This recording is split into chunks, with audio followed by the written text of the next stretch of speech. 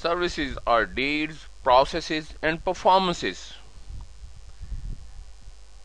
compatible with the simple broad definition is one that defines services to include all economic activities whose output is not a physical product or construction.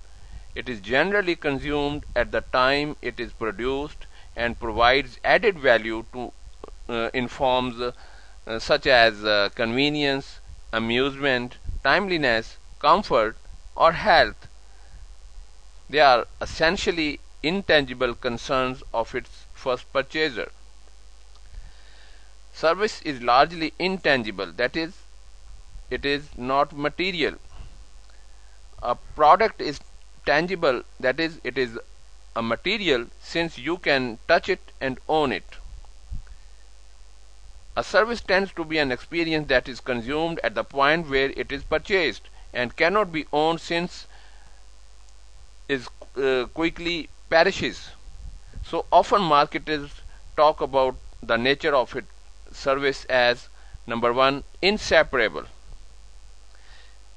It is inseparable from the point where it is consumed and from the provider of the service. For example, you cannot take a live theater performance home to consume it. A DVD of the same performance would be a product, not a service. In number two, it is intangible and cannot have a real physical presence as does a product. For example, the financial service itself cannot be touched, that is, it is intangible. Number three,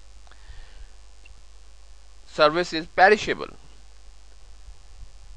in that once it has occurred, it cannot be repeated in exactly the same way. For example, once 100 meters Olympic final has been run, there will be not other for 4 more years, and even then it will be staged in a different place with many different finalists. Number 4, service has variability. Since the human involvement of service provision means that no two services will be completely identical. For example, returning to the same garage time and time again for a service on your car might see different levels of customer satisfaction or speediness of work. Number 5, right of ownership is not taken to the service since you merely experience it.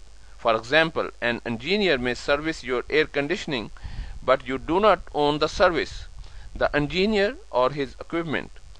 You cannot sell it on once it has been consumed, and do not take ownership of it. Services marketing is marketing based on relationship and value. It may be used to market a service or a product. Marketing service-based business is different from marketing a good-based business. There are several differences, including the buyer purchases are intangible. The service may be based on the reputation of a single person. It's more difficult to compare the quality of similar services. The buyer cannot return the service. The services marketing differs from regular marketing. The regular marketing comprising the traditional 7 P's, that is product, price, place, promotion, people, physical evidence, and processes. Services marketing has almost the same elements. Service marketing has been relatively gaining ground in the overall spectrum of educational marketing as developed countries move further away from industrial importance to service-oriented economies.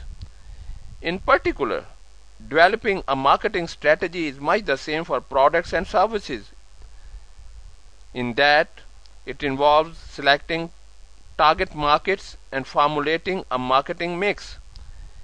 Instead of talking of goods and of services, It is better to talk of tangible and intangibles.